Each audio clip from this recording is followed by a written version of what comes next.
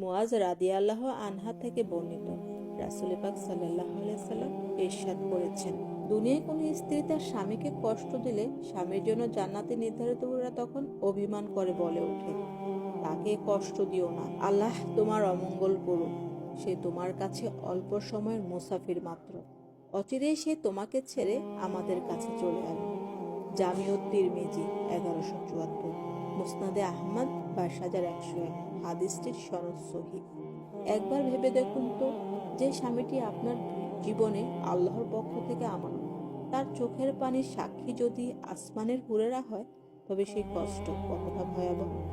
স্বামী আপনার শত্রু নয়, সে আপনার জান্নাতের পথের সাথী। স্বামীর ধৈর্যকে দুর্বলতা ভাববেন না, অনেক নীরবতা কেবল আল্লাহর ভয়ে সহ্য করা। দুনিয়ার অল্প অভিমান, অল্প জিদ আখিরাতে বড় অনুতাপ হয়ে দাঁড়াতে পারে। যে স্ত্রী স্বামীর সম্মান রক্ষা করে তার জন্য ফেরেশতারা দোয়া করে।